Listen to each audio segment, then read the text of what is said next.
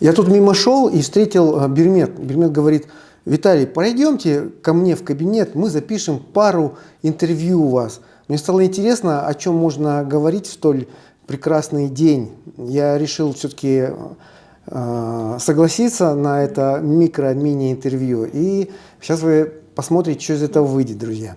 Всем привет! Сегодня с вами я, журналист «Кактус Медиа» Бермет Уланова. Сегодня у нас в гостях Виталий Пукаев, психолог, гештальт-терапевт, преподаватель кафедры психологии Кыргызско-Российской академии образования. Виталий ведет группы и ведет индивидуальную терапию. Мы пригласили его, чтобы побеседовать об агрессии. А у нас это не совсем интервью, будет что-то вроде подкаста. И в столь прекрасный день мы будем говорить об агрессии и жестокости. Почему этого становится с каждым днем много. И правда ли, что его становится много? Потому что, я не знаю, читал ли ты или нет, есть писатель американский, Стивен Пинкер его зовут, он исследователь. У него есть вот такая огромная книга, такая толстая, про то, почему насилие стало в жизни меньше.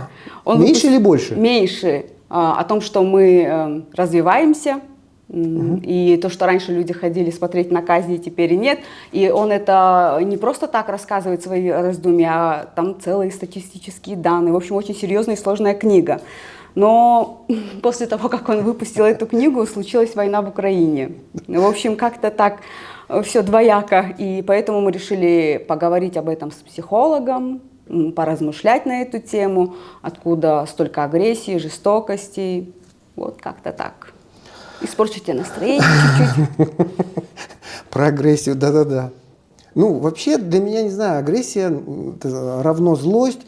Это вот одно из базовых же чувств, которые там радость, гнев, страх, печаль, базовые чувства, да, и, ну, злость как раз-таки к базовым относится. И знаешь, для меня злость, она как бы, ну, очень энергетическое чувство и очень, ну, я бы не сказал, что прям хорошее, да, но это чувство злость, да, оно прям двигатель прогресса, потому что, ну, для меня злость в первую очередь это то, что я при помощи злости могу выставить границы. Отодвинься от меня, пожалуйста. Что ты так близко села ко мне? Сейчас еще ближе.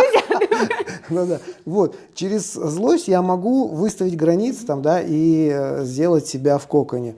С другой стороны, злость позволяет мне что-то не мое сделать своим. Вон я вижу, у тебя стакан с водой стоит, да, это же твой стакан с тобой. Я раз такой потянулся, забрал у тебя и начинаю пить. То есть я твою что-то сделаю моим. Это тоже акт агрессии. Ну, ладно, стакан с водой, да, если брать там, не знаю, пёрловские метафору с пищевыми вот этими, да, делами, то я могу у тебя забрать яблоко что твое, потом, глядя на тебя, такой, хап, откусить его.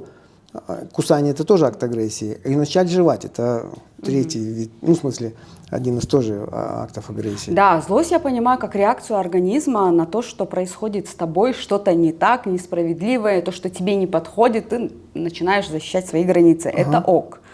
Но речь, наверное, больше про ту агрессию, которая в целом растет, и она мешает другим людям или человеку самому строить какие-то отношения, вообще быть в ладу с собой, с обществом.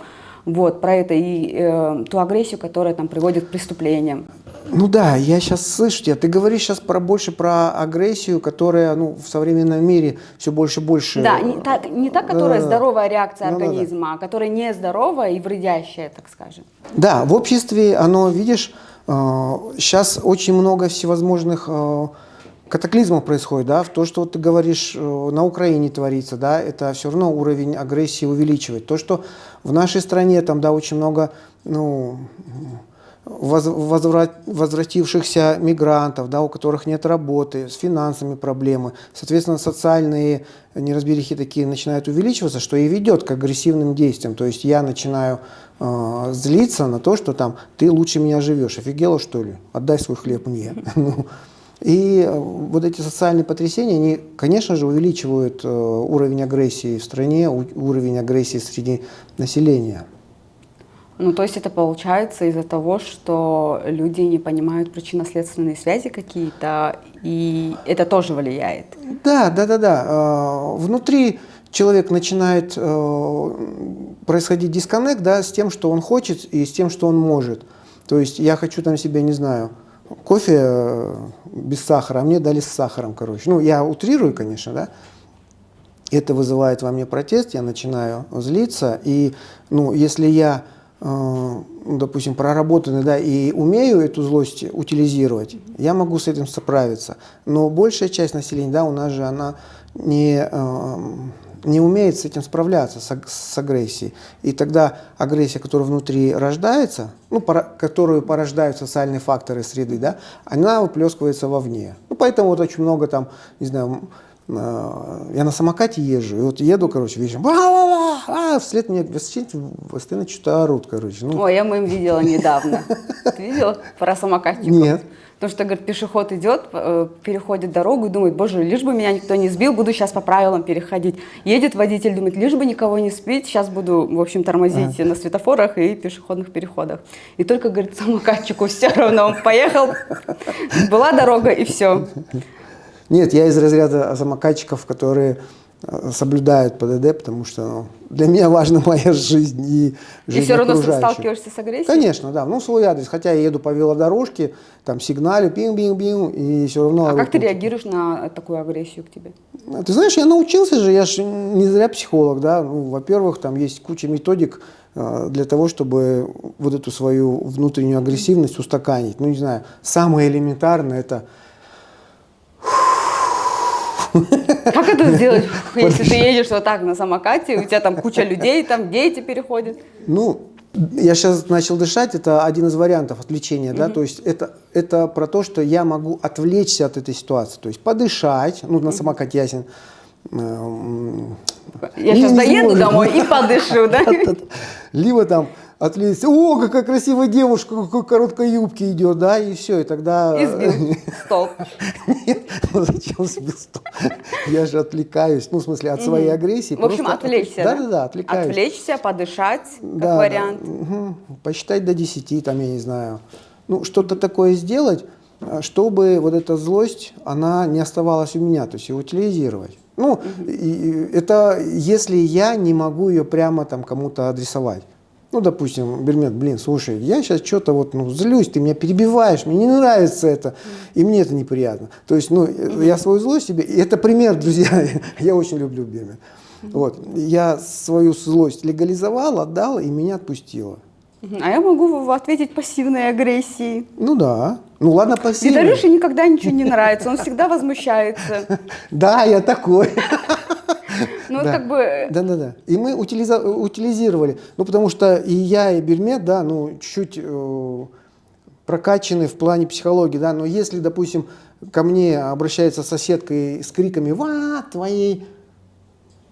Кто? Кошки. Кошки! Опять нагадили в подъезде, и она начинает на меня орать агрессивно, прям с агрессией лезть. А таких очень много, кстати. Вы с такими встречаетесь вот ежедневно. Да.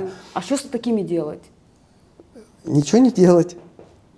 Тут главное не вступать в эти отношения. Ну, потому что человек заведенный. И если я сейчас начну... А ты сама на себя посмотри, корова старая. И, соответственно, короче, у нас эскалация конфликта, ну, произойдет эскалация конфликта. И мы закончим там, я не знаю, очень плачевно. Поэтому в таких случаях я, ну, либо я делаю шаг назад, дышу и говорю, ну, что вы от меня хотели бы? Чем я могу в этом месте вам помочь? Ну, я вижу, что-то между нами происходит. Я стучу по микрофону, оказывается. Я вижу, что между нами что-то происходит. Может, чем-то помочь? Ну, это один из вариантов, да. Либо там второй вариант, к ней присоединиться. Да, я понимаю, что вас это раздражает. Да, давайте пройдем на скамеечку, посидим, это все обсудим. И то есть из этой локации, пока я ее перевожу в другую локацию, и, ну, я начинаю дышать, она начинает там более-менее бубнить, ну, по крайней мере, уменьшается ее... Ну, все, что ты перечисляешь, это больше свойственно таким психологам с опытом, со стажем, которые могут с этим как-то справиться, вот так контейнировать чужие эмоции. А если ты обычный человек, который там после 9-часового рабочего дня пришел уставший домой, тебе тут стучится соседка, начинает орать. Да, но видишь, в чем отличие, допустим, не знаю... Даже обезьян, там, медведи учат кататься на велосипеде. у нас в стране, если психологическое обучение чуть поднять на должный уровень, этому можно научить. То есть можно научить утилизировать свою злость. То есть, не знаю, если меня бесит коллектив, то, соответственно, да, вместо того, чтобы там на них вызверяться и с ними ругаться, я там рано утром иду в спортзал, сливаю свою агрессию через спорт. Я уже прихожу удовлетворенный, и тогда они меня не очень бесят. Вторая возможность, там, не знаю, посмотреть на ситуацию с их глаз. Представить себя мухой, сидящей на стене. Мне, кстати, недавно один клиент сказал, говорит, я себе представляю мухой на стене. Такой, классная метафора. То есть, если из глаз мух посмотреть, что там происходит, в принципе, и встать на позицию того человека, кто кричит, то, в принципе, ну...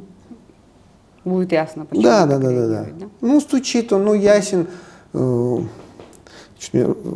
Слова плохие лезут в голову, и все, короче.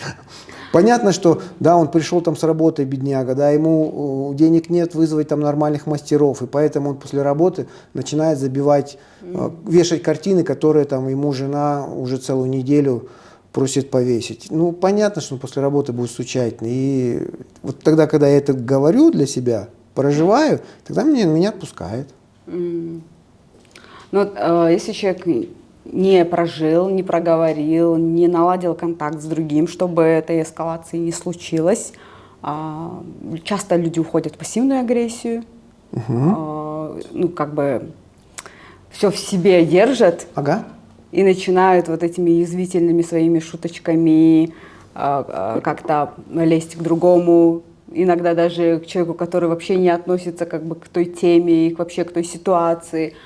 А иногда это вот выходит за рамки, человек копил, потом раз там взорвался именно на человека, который более слабый, беззащитный, на ребенка, допустим, или жен избивают, ну тоже по той же причине. Мужчина, который в обществе самодостаточный, чего-то добился, и у него все ок в жизни, он вряд ли будет женщину избивать. Как бы вот я про причину того, как это, ну, как бы куда это ведет, и если вот не воспользоваться здоровыми методами как бы ассимиляции агрессии, скажем так.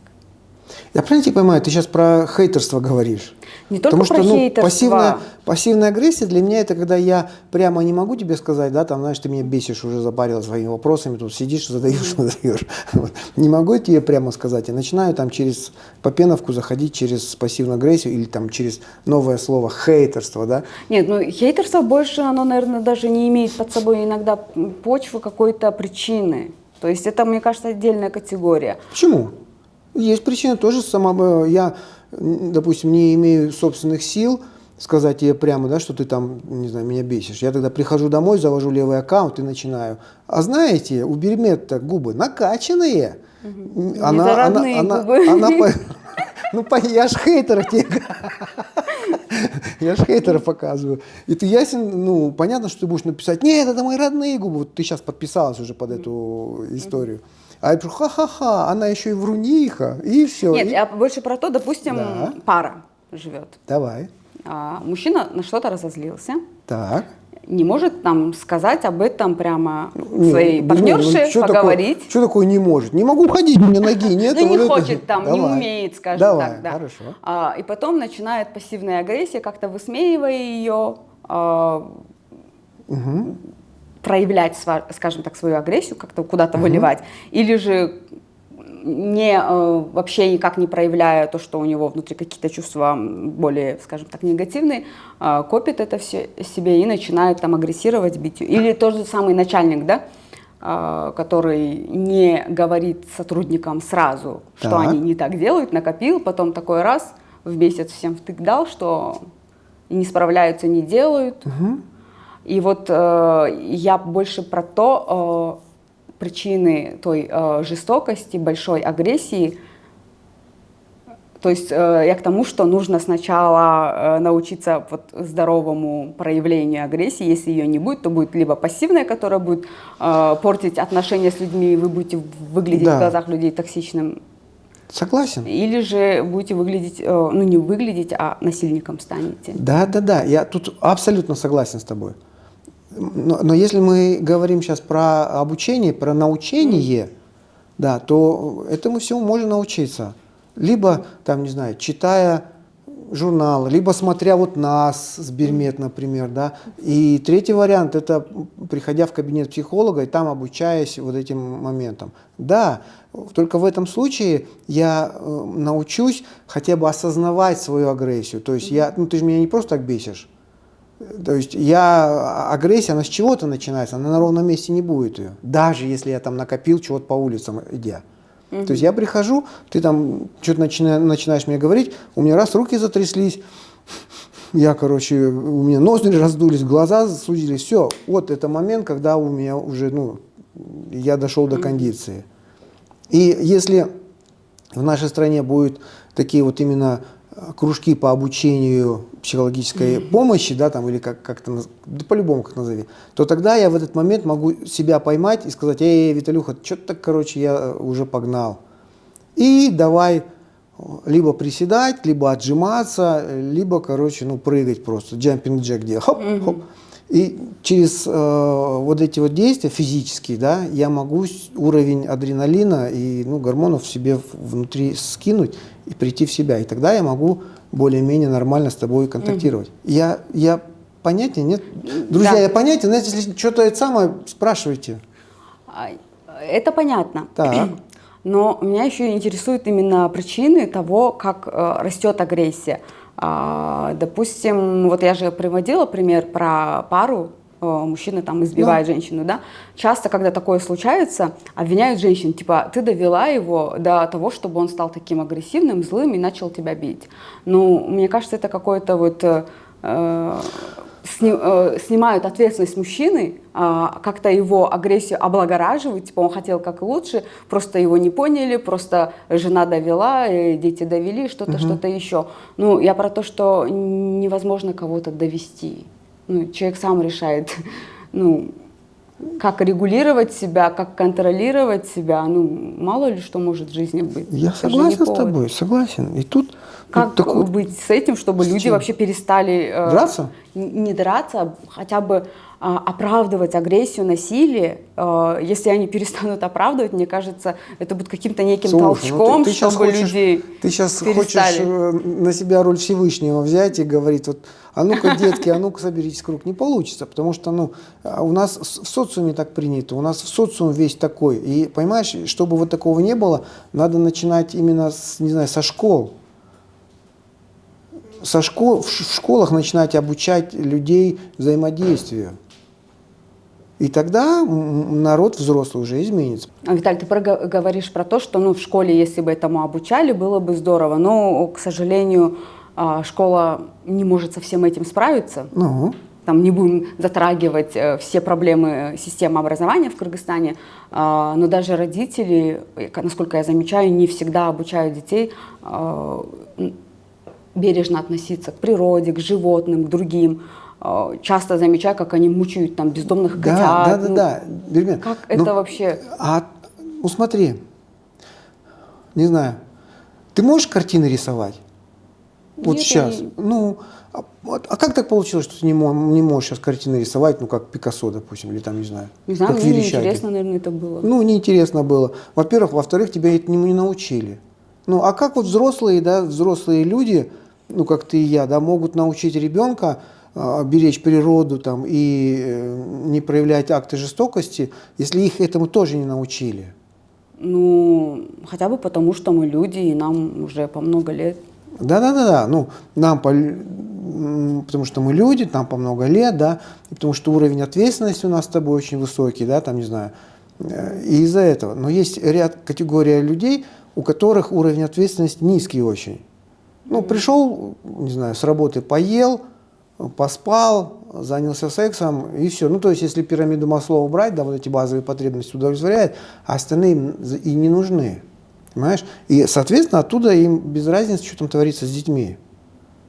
А дети это чистый лист бумаги. Они смотрят на родителей, как родители себя ведут в семье, как родители там взаимодействуют с ними, и они с них все считывают. И потом сами дети начинают так же делать. То есть, если в семье очень много жестокости, если там родители проявляют жестокость к ребенку, то там 99%, что ребенок будет жестоким. Он будет избивать своих там, не знаю, сверстников, он будет мучить этих кошек и собак.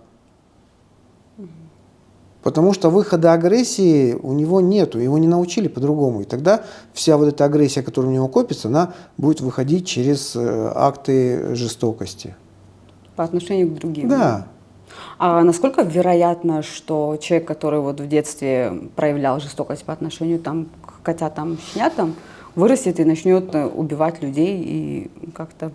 Слушай, ну я прям так сказать, как отрезать Нет, не могу, как-то... ну да. Ну Чикатило возьми, он же добрейшей души человек был, кошечек Ну это любил. психопаты, это, мне кажется, отдельное... Вот. Ну, то есть может быть такое, что человек там вырос, осознал, перестал это делать, но может быть После и такое... психотерапии, да. А без психотерапии там... Ну, с этим сложнее. Есть такие индивидуумы, которые без психотерапии там понимают, пересматривают свою жизнь, понимают, что они там что-то сильно накосорезили и переходят в разряд там, не знаю, хороших. Я не знаю, окупают свои какие-то плохие поступки в детстве во взрослом состоянии. Ну, и есть такие же, да, ну, они очень хорошо сказала, что они больные люди, там, да, это категория уже клинической психологии, которые там, да, их не вылечить, ну, в смысле, их вылечить. Но А это в детстве заметно, что ребенок какой-то не такой, он будет... Ну, конечно, родители могут замечать, да, что там у ребенка очень много, ну, агрессии, у ребенка очень много там, не знаю, враждебности, он очень много там, не знаю, кричит, орет и дерется. И это, ну, это первые звоночки к тому, чтобы лучше отвести его к психологу, чтобы психолог там выяснил ситуацию, что там такое творится и в семье, и с ребенком. Ну, у нас обычно это тоже оправдывают, типа, ну, мальчик, ну, возраст такой, ну, девочка шумненькая, ну, типа, нормально. Не то, что шумненькая, она такая, нарушение границ других детей ребенком воспринимается как бы, типа, ок. Ну да. Других детей даже, не то, что людей и взрослых, Ну, скажем. смотри, опять же... Оправдывают возрастом, Ну, полом ребенка. Да, кто оправдывает? Оправдывают родители, потому что родители сами не замечают того, что они делают точно так же, что они не секут границы другого, что они начинают прессинговать других, что они начинают хейтерить других. И, естественно, ну, ребенок, он не считывает это с мамы, с оральной мамы, и начинает точно так же вести себя. Ну, для меня так. Это очень сложный вопрос. Слушай, сколько всяких Сколько, да, сколько причин, людей, столько что мнений. человек может быть... Да. Ты нам, не знаю, вот сейчас привела пример с книгой, с этой, да, где он там, что уровень как ты говорил, агрессии снизился. Нет, там, почему насилие стало меньше? Вот так называется книга. Ну, что, ну, типа, все нормально, классно, но не знаю. Нормально, классно. Не то, что нормально, классно, просто то, что по сравнению с тем, что было до наших лет, стало меньше. Ну, смотри, опять же, если возвращаться, ну, от Европы к нам, да, к постсоветскому пространству, раньше было все четко. Детский садик, школа, кружки, секции, и ребенком постоянно кто-то занимался. Сейчас получается, что ребенок, родители работают ради того, чтобы накормить там ребенка, себя покушать там чего-то, да, хотя бы одеться, не знаю. Ребенок больше сам предоставлен сам себе. И ребенку ставится очень много там, ну, если он в семье живет, то, соответственно, в смысле семье, ну, с какой-нибудь такой мамой агрессивной. И, соответственно, с агрессивной мамой очень сложно выживать ребенку со своими чувствами. Вот. И тогда ребенок начинает, ну, закрываться во всех отношениях. Он становится не, ну, как, удобным для мамы. То для мамы или для значимого взрослого, который с ним, окей, да? давай, да, скажем, для значимого взрослого. Он становится гладким и ровно гладким. Я недавно с девушкой познакомился. Боже, одуванчик. Ой, не ругайся при мне, не ругайся, ой, не ругайся. То есть, вот, ну, знаешь, вот из серии «Белых и пушистых». И мы сидели в кафе, что-то смотрю, она такая, морда, вот, ну, лицо, вернее, не морда, а лицо вот такое стало. Я говорю, ты с кем-то разговариваешь? Такая, ну, сначала такая отнекилась, говорю, слушай, ради интереса, покажи, что ты там делаешь. Такая, ты обидишься, ты меня отвергнешь. Да не обижешь, не отвергну тебя, покажи. Она показывает там, она, ну, в какой-то чат там зашла, не по своим именем, вообще там левый ник, левая картинка. И понимаешь, вот если она мне говорит, ой, не ругайся, а там отборный мат, короче, отборный хейт, и жесть, какие там они фразы выставляют, ну, кого-то там она хейтера. Ну, это про что? Про то, что в семье там, да, и там с мужем ей было крайне тяжело, и есть крайне тяжело выражать свои чувства. То есть быть собой. Родители ее... Быть собой, да. Родители принимали только тогда, когда она была отличницей, приносила пятерки. Муж, соответственно, если дома все вылизано и все дома зашибись, ну, все дома хорошо, тогда она ее принимала. Если как только она говорила, мне не нравится, что ты картину не повесил, ну, как тебе не нравится? Ну, короче. Вот, соответственно, в чате не под своим именем она могла проявлять себя как хотела. И, соответственно, там вот этот уровень агрессии, который все равно же есть, его же никуда не денешь. В общем, туда сублимировала всю агрессию, да, получается? И там она сублимировалась. А это, наверное, относится ко всем хейтерам, которые, ну, в Нет, соцсетях некоторым просто, некоторые от скуки, допустим, делать нечего. И, опять же, быть хорошим надоедает, ну, потому что там, не знаю, ожидания родителей, ожидания там супругов, да, какие-то есть, детей даже ожидания. И мне, допустим, я не могу в другом месте никак расслабиться, кроме как вот похейтерить. И от скуки захожу, у меня много времени, и начинаю.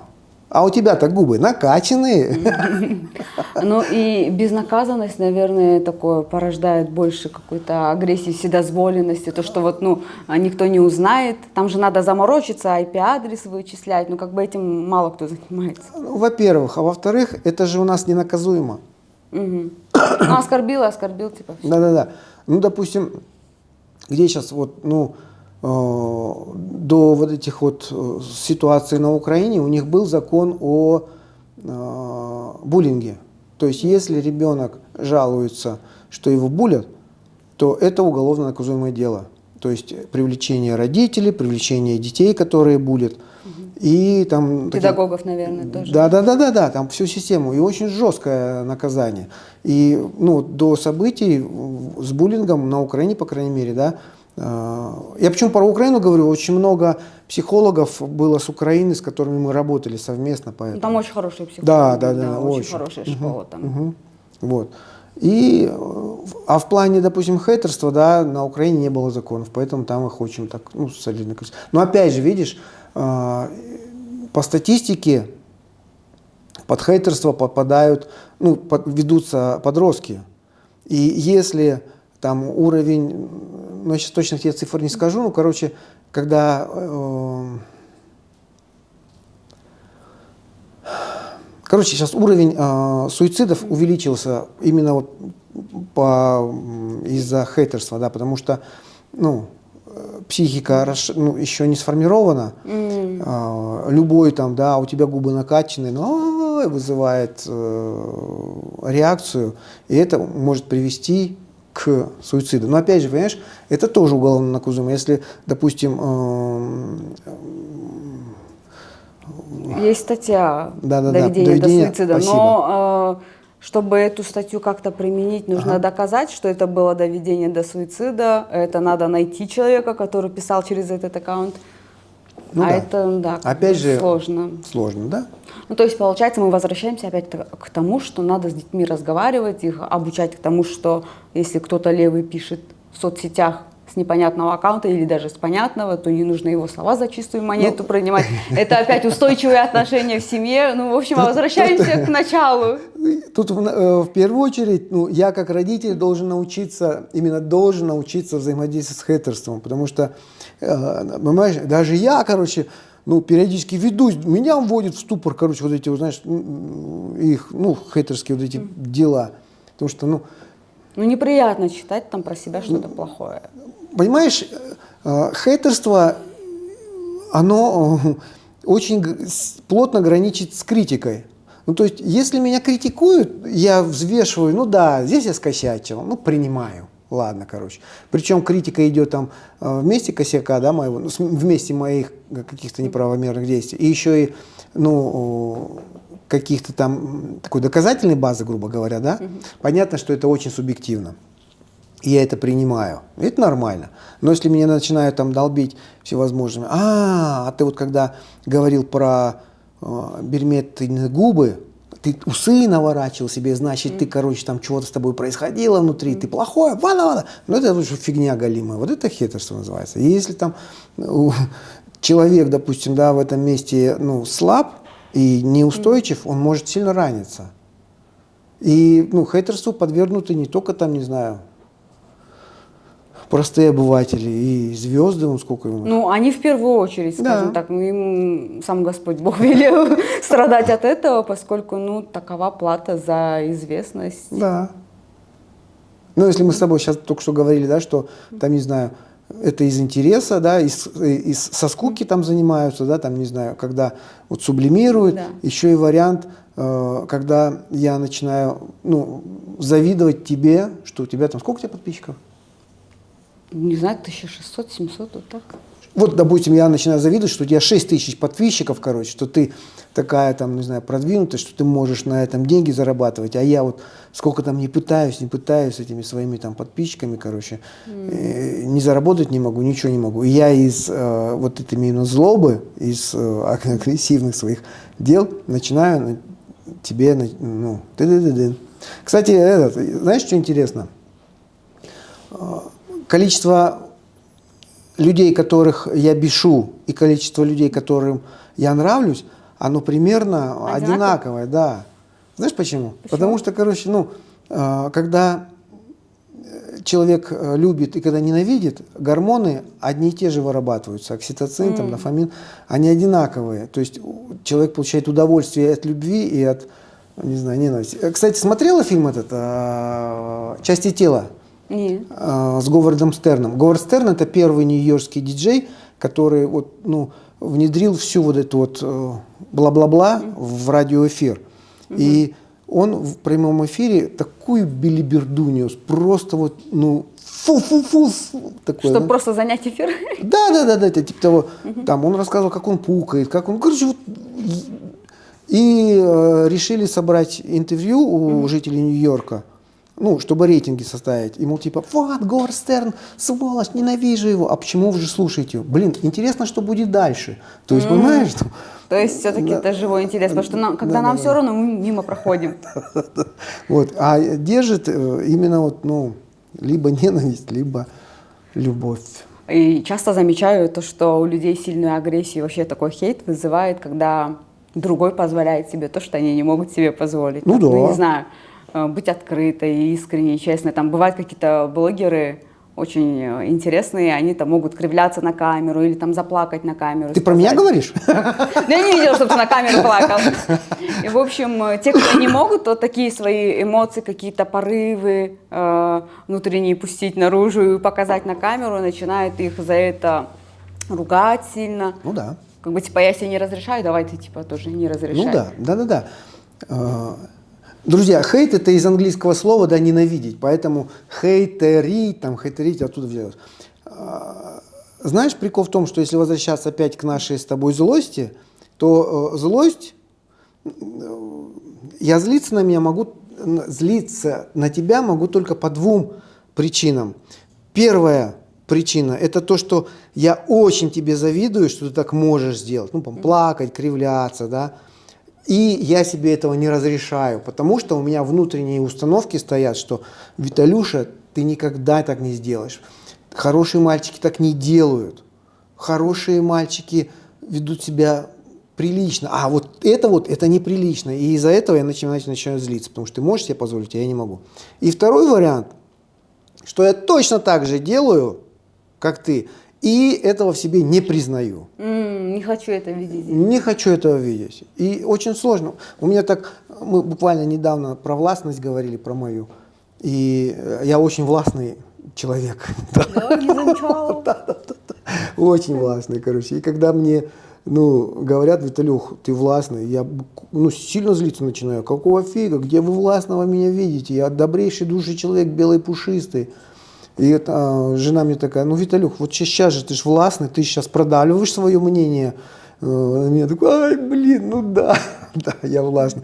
И очень сложно принимать, допустим, да, какие-то качества, которые... Ну, ты подготовленный, поэтому как-то принял, тебе показали. Ну, так и то, Бермет, это очень длительный этап, чтобы я так принял его. Я до сих пор да, периодически я говорю начинаю. про то, что неподготовленному Да, тяжело. до сих пор периодически быкую, что, блин, я не властный, я хороший. Но для меня властный, это значит равно плохой. Да, это получается еще одно какое-то убеждение. Ну, оно не всегда же как бы идет как плохое качество, Да. скажем. А были случаи, когда вот человек был супер-мега агрессивный, не знал, как с этими чувствами справиться, пришел на терапию, походил, разобрался в себе и, ну, как бы стал справляться с этими эмоциями и не вредить другим людям? Знаешь, ну... Прям такие супер-мега агрессивные, не такие обычные, осознанные, которые сами там осознали, пришли, а вот у тех какое-то потрясение в жизни было. Я же очень много групп веду, допустим, да, и вот, ну, недавно на одной из групп, короче, группа была абсолютно мне незнакомая, ну, вообще левая группа, вот, и там... То есть участников ты не знал? Нет, не знал, их первый раз видел. Они там что-то про меня слышали. Ну, про меня же, знаешь, всякого есть и того, и другого, как я уже сказал, многие любят, многие ненавидят. Вот. И там, видимо, ненависти было больше. И в группе там один участник, прям, знаешь, агрессивно начал, короче. Прям, чтобы я не начинал говорить, он прям агрессивно начинал влезать в групповой процесс. У него такая защитная реакция была, думал, что ты агрессивный будешь Ну, как-то... Да. Он там, скорее всего, со своими пароходами в голове встретился, увидев меня, не знаю. И мне пришлось, фокус внимания на него переключать и работать именно с его, агрессией ко мне. Чего он там во мне видит, кого он во мне видит, что у него такая много агрессии. Я тебя первый раз вижу, а с чего? Ну и там оказалось, что там я очень сильно был похож на его дедушку, который его в детстве, чморил, короче. И из-за этого он, короче, как меня увидел, а еще там шутить начал. Вот его дедушка, он его поверх бил, а во-вторых, шутками потом начинал, короче, доставать. И все, его снесло, прям снесло. Стригерил прям. Да. И мне очень сложно было потом вот эту вот картинку убирать. Слушай, дружище, я Виталий, я не твой дедушка. Потому что я прям замечал, что он раз краской начинал покрываться, глаза вот такие, и дышать переставал. Я, дружок. Разобрались в конце? Да. К концу тренинга он такой, поблагодарил меня за то, что я с ним оставался в контакте в этот момент, не кинул, не отверг его. И именно помог с ним, помог встретиться с его дедушкой и помог, мы вместе, короче, повзаимодействовали с его дедушкой. И он сказал своему дедушке то, что он вот это вот время, все эти годы копил, держал. Там он сказал, поплакал, там, не знаю, успокоился. И вот этот уровень злости у него чуть снизился.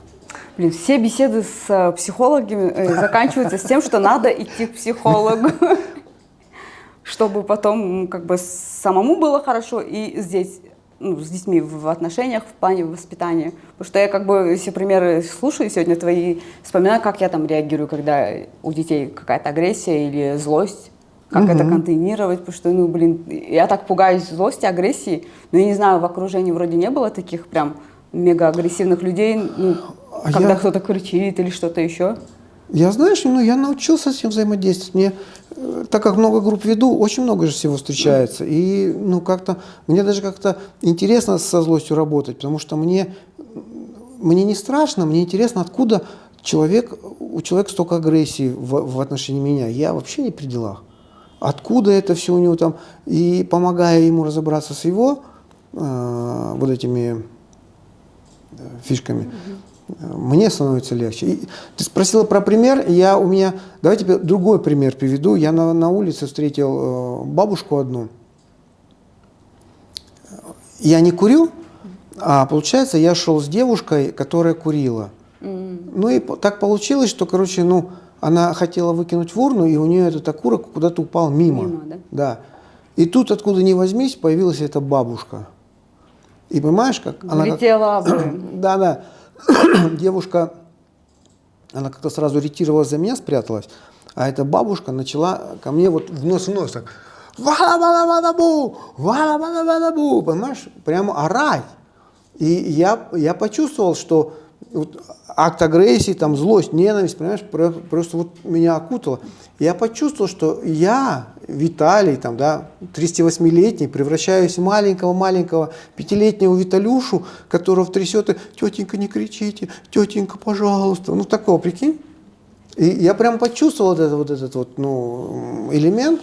И мне что помогло, ну, вот эти свои навыки, про которые мы с тобой говорили с утра, это вот, ну, заземляться. Я, то есть, начал себя пощипывать. Через боль я из маленького 5-летнего Виталюша раз вернулся снова в себя. И такой внутри начинаю, а что она меня орет-то? Ну, понятно, что она не с этого мира. Видимо, откуда-то с другой планеты прилетела бабуля, короче. И вот этот тот разговор сам с собой, я сейчас долго рассказываю, но на самом деле там он буквально вот мгновение прошло. Я вернулся во взрослого Виталия, и уже из взрослой роли говорю, слышу я вас, ну слышу, да, так получилось, ну что я могу сейчас исправить, как я могу исправить? А вы говорите, хорошо. Вы бы хотели, чтобы мы выкинули? Хорошо. Это вас... Ну, короче, вот через диалог, через спокойный тон, не через крики, а именно через медленный и спокойный, тихий тон. Она начала успокаиваться. Крик ее стал меньше. Ну, я извинился, да, говорю, ну, мой косяк. Ну, в смысле, не мой косяк, но девушка косяк. Да, сейчас, говорю, я уберу. Ой, опять микрофон трогаю. Говорю, простите, да. И все. Ну, на этом конфликт был завершен, уровень агрессии упал, и я спокойно развернулся и ушел. То есть, ну, а иначе бы, если бы, короче, повелся бы под эту фигню, начал кричать вслед, ну, это закончилось бы, не знаю, не очень хорошо, мне кажется. В общем, друзья, возвращаемся к тому, что по-любому надо ходить к психологу или читать много книг по психологии, чтобы стать психологически грамотными, помочь себе и строить отношения в целом, жить эту жизнь. Да, друзья, выбирайте себе психологов по вкусу, по внутренней чуйке. По внутренней чуйке, да. Тот, кто вам нравится больше, кто вас больше интересен. И пробуйте работать психологом. И будет вам счастье. Пока-пока. Всем спасибо. Пока-пока.